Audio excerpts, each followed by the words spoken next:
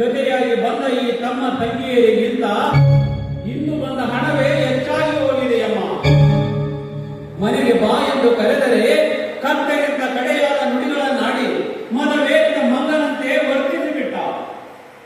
ಯಾವ ಜನ್ಮದಲ್ಲಿ ನಾನು ಯಾವ ಪಾಪ ಮಾಡಿದ್ದೇನೋ ಏನು, ಯಾವ ಅಣ್ಣ ತಂಗಿಯನ್ನು ದೂರ ಮಾಡಿದ್ದೇನೋ ಏನು, ಆ ಪಾಪ ನನ್ನನ್ನು ಈ ಜನ್ಮದಲ್ಲಿ ಕಾಡುತ್ತಿದೆ ಅಣ್ಣ. ರಘು ಅಣ್ಣನ ಆಶ್ರಯದಲ್ಲಿ ಬಾಳುವ ಭಾಗ್ಯವೇ ನಮಗಿಲ್ಲವಣ್ಣ. ದುಃಖದಿಂದ ಗುಮ್ಮನಗೊಳ್ಳುತ್ತದೆ. ನಮ್ಮ ವಾತ್ಸಲ್ಯಕ್ಕೆ ಕರಗದ ಅವನ ಹೃದಯ ನಿನ್ನ ಕಣ್ಣೀರಿಗೆ ಕರಗುತ್ತದೆ ಏನಮ್ಮ. ಇಂದೆಲ್ಲ ನಾಳೆ ಅವನು ಪ್ರಾಯಶ್ಚಿತ್ತಪಟ್ಟು ಮನೆಗೆ ಮರಳುವ ಕಾಲ ಬಂದೇ ಬರುತ್ತದೆ. ಇದರಲ್ಲಿ ವಿಜಯನೇನಾದರೂ ಬಂದಿದ್ದೇನಮ್ಮ? ಬಂದಿದ್ದಾರಣ್ಣ. ಏನಾದರೂ ಹೇಳಿದರೆ ಬಂದಿದ್ದೆ ಅಂತ ಏನು ಅಂತ ಹೇಳಿದ್ರು. ವಿಜಯನು ತನ್ನಣ್ಣನೊಂದಿಗೆ ನಿನ್ನೊಂದಿಗಿನ ಮದುವೆ ವಿಷಯ ಮಾತನಾಡುತ್ತೇನೆ ಎಂದಿದ್ದ. ಅವನಣ್ಣ ನಾಗರಾಜನು ಇದಕ್ಕೆ ಒಪ್ಪಿದನು ಎಲ್ಲವೂ ತಿಳಿಯಲಾಗಿದೆ. ಅಂದ್ರೆ ಒಂದು ವೇಳೆ ಒಪ್ಪದಿಲ್ಲವೇ? ವಿಜಯನಿಂದಲೂ ಮಿಗಿಲಾದ ಒಲವಿಗೆ ನನ್ನ ಮುದ್ದು ತಂಗಿಯನ್ನು ಧಾರೆಯರಿವೆ. ಅಣ್ಣ, ಅಂತರಂಗದಲ್ಲಿ ವಿಜಯನನ್ನು ಪ್ರೀತಿಸಿ ಬಹಿರಂಗದಲ್ಲಿ ಮತ್ತೊಬ್ಬರೊಂದಿಗೆ ಇರಲಿ. ಇಲ್ಲ ಅಣ್ಣ, ಇಲ್ಲ. ಆ ಅಷ್ಟದಿಕ್ಪಾಲಕರ ಸಾಕ್ಷಿಯಾಗಿ ಹೇಳಿದ್ದೇವೆ. ನಾವಿಬ್ಬರು ಪರಸ್ಪರ ಪ್ರೀತಿಸುತ್ತಿದ್ದೇವೆ ಅಣ್ಣ. ನಾಳೆ ವಿಜಯನಣ್ಣನು ಒಪ್ಪದ ಹೋದರೆ ಏನಮ್ಮ ಗತಿ? ಕೊನೆಗೆ ನಾನೇ ಈ ವಿವಾಹವನ್ನು ಮಾಡಿಕೊಡಬೇಕೆಂದರೆ ಕೈಯಲ್ಲಿ ಬಿಡಿ ಕಾಸು ಕೂಡ ಇಲ್ಲಮ್ಮ. ಆದ್ರೆ ಹಾಗಾದರೆ ಹಣವಿಲ್ಲದೆ ಮದುವೆ ಆಗುವುದೇ ಇಲ್ಲವೇನಣ್ಣ? ಅದೇನಮ್ಮ ಸಾಧ್ಯ? ಈ ಕಾಲದಲ್ಲಿ ಹಣವಿಲ್ಲದ ಎಣಕ್ಕೂ ಸ್ಮಶಾನದಲ್ಲಿ ಸ್ಥಾನ ಸಿಗುವುದಿಲ್ಲವೆಂದಾಗ ಸಾವಿರಾರು ಜನರು ಬಂದು ಹಾರೈಸಿ ತಿಂದುಂಡು ಒಂದು ಮಂಗಲ ಕಾರ್ಯ ಹಣವಿಲ್ಲದೆ ನಡೆಯಲು ಹೇಗೆ ಸಾಧ್ಯ? ಒಂದಾದ ಮುಗ್ಧ ಮನಗಳೆರಡರ ಮಧ್ಯೆ ಅರುಗಾಡದ ಕುಳಿತಿರುವ ಏಕ ತಾಯಿ ಮಹಾಲಕ್ಷ್ಮಿ ದಯೆಲ್ಲವನಿಗೆ ಶ್ರೀಮಂತರ ಭವ್ಯ ಗದ್ದುಗೆಯಲ್ಲಿ ಪೂಜೆ ಪುನಸ್ಕಾರ ಪಕ್ಷ ಭೋಜನಗಳ ಎಡೆಯನ್ನು ಪಡೆಯುತ್ತಾ ಓಡಿದಿರುವ ನಿನಗೆ ಈ ನಿಷ್ಕಪಟಗಳ ನಿಸ್ವಾರ್ಥದ ಮರಿಯನ್ನು ಕೇಳುವಷ್ಟು ವೇಳೆಯಾದರೂ ಎಲ್ಲಿದೆ? ಮನುಜ ಕುಲದ ಸಮಾಜದಲ್ಲಿ ವರ್ಗ ಭೇದ ಹುಟ್ಟಿಸಿದ ನಿನ್ನಂತ ದೇವತೆ ಇದ್ದರೆಷ್ಟು ಬಿಟ್ಟರೆಷ್ಟು? ನಡೆಯಾಚೆ! ಈ ಸಮಾಜದಿಂದ ತೋರಾಚೆ!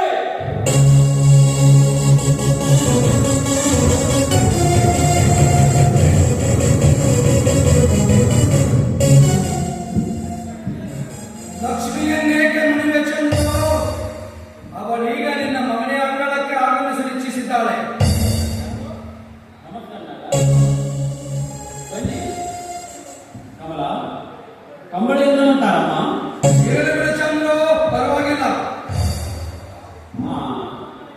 ತಾವು ಈ ಬಡವನ ಮನೆಗೆ ಆಗಮಿಸಿದ ಕಾರಣವೇನೆಂದು ತಿಳಿಯಬಹುದೇ?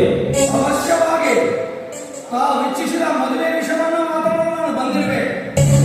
ಈಗ ಯೋಗ್ಯತೆ ಇಷ್ಟಾದಿಗಳನ್ನು ನಾನು ಅರಿಯಬೇಡವೇ? ಇದು ನಾನು ನಿಮ್ಮ ಬೀಗನೆ. ಅಯ್ಯೋ ಅಯ್ಯೋ, ಇದನ್ನು ನನ್ನಿಂದ ನಂಬಲೇ ಆಗುತ್ತಿಲ್ಲವಲ್ಲ. ಎಷ್ಟಾದರೂ ತಾವು ದೊಡ್ಡವರು. ತಾವೇ ಮದುವೆಗೆ ಒಪ್ಪಿದ್ದೇ ನಮ್ಮಗಳ ಭಾಗ್ಯ. ಕಮಲ, ನಿನ್ನ ಭಾಗ್ಯದ ದಿನವೆಂದು ಉದಯಿಸಿದಮ್ಮ. ಬಡವರ ಬಡತನದ ದೋಣಿಯನ್ನು ನಡೆಸುತ್ತಿರುವ ನಿನ್ನನ್ನು ಶ್ರೀಮಂತರ ಹಡಗನ್ನು ನಡೆಸಲು ನಿಶ್ಚಯಿಸಿದ್ದಾರೆ ಈ ನಾಗರಾಜ್ ಬಾಬು ಅವರು. ಹಾಗಾದರೆ ವಿಜಯನ ಮದುವೆಯ ದಿನವನ್ನೆಂದು ನಿರ್ಧರಿಸಿದಿರಿ? ಮನಸ್ಸಿಗೆ ಬಂದಾಕ್ಷಣ, ಮುಹೂರ್ತ ಕೂಡಿದಾಕ್ಷಣ. ನಾಗರಾಜರೇ, ಈ ವಿಷಯ ಕೇಳಿದಾಗಿನಿಂದ ನನ್ನ ಮನ ಔಷಧ ತವರಾಗಿದೆ.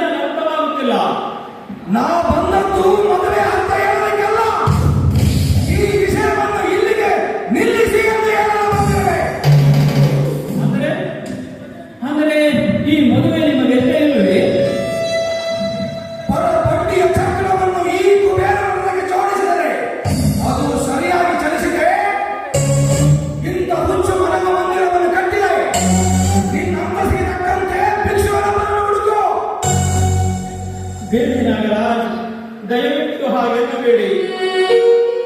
ಒಂದಾದ ಮುಗ್ಧ ಮನಗಳೆರಡರ ಮಂಗಲ ಕಾರ್ಯ ನಡೆಸಿಕೊಡಿ. ಬೇಕಾದರೆ ನಾನು ಸಾಯುವವರೆಗೂ ನಿಮ್ಮ ಮನೆಯ ಸೇವಕನಾಗಿರಬೇಕು.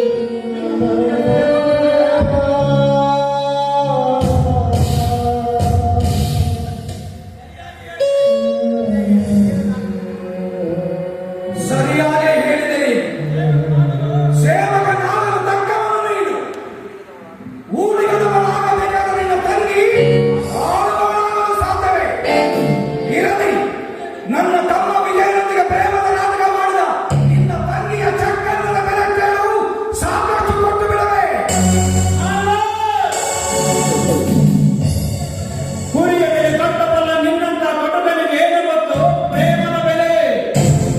ಕೊಟ್ಟ ಮನೆ ಬೆಳೆದವು ಈ ಪ್ರೇಮ ಜ್ಯೋತಿ ನಿನ್ನ ಸಕಲ ಸರ್ವ ಸಂಪತ್ತಿಗಿಂತಲೂ ಹೆಚ್ಚು ಬೆಲೆಯುಳ್ಳವು. ಗುಣದಲ್ಲಿ ಚಿನ್ನ, ರೂಪದಲ್ಲಿ ರಾಣೆ. ನನ್ನ ತಮ್ಮನ ಸೂಳೆಯಾಗುವುದು ಯೋಗ್ಯತೆಯಿಲ್ಲದವನು ರಾಣಿಯೇ.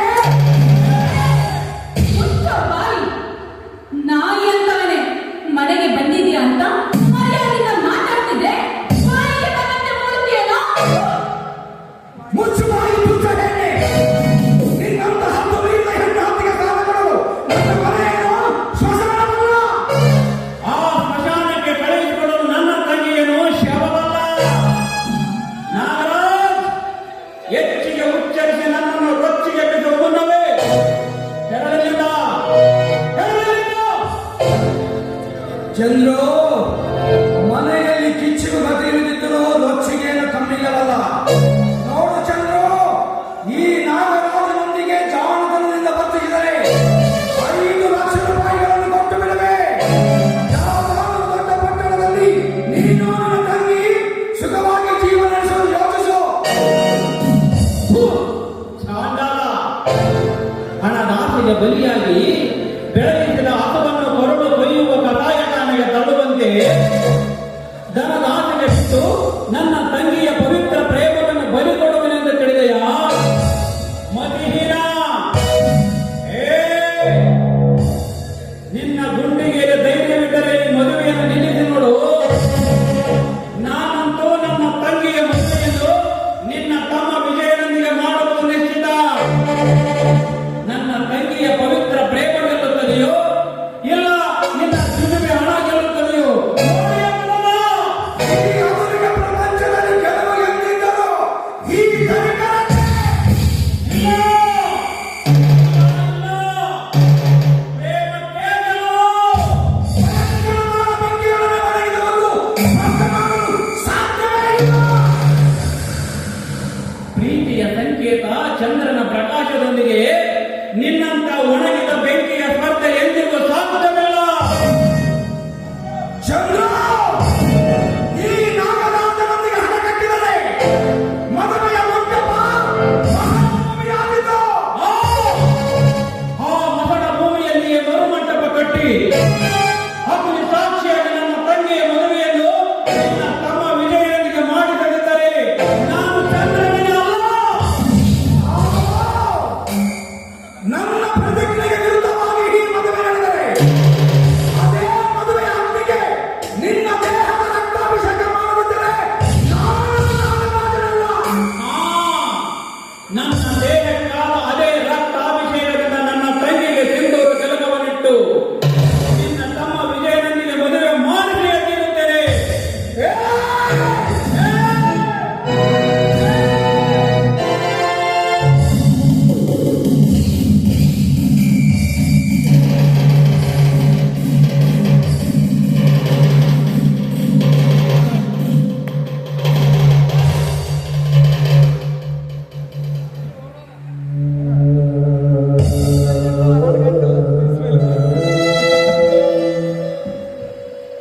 ಅಳುಗದಿರು ಸಹೋದರಿ, ಅಳುಗದಿರು. ಕೂಡಿ ಕಾಡುವುದಕ್ಕಿಂತ ಕಾಡಿ ಉಳುವುದೇ ಲೇಸಮ್ಮ. ಬಾರಮ್ಮ, ಹಸಿವೆಯಾಗಿದೆ, ಊಟ ಮಾಡೋಣ ಬಾರಮ್ಮ. ಅಣ್ಣ,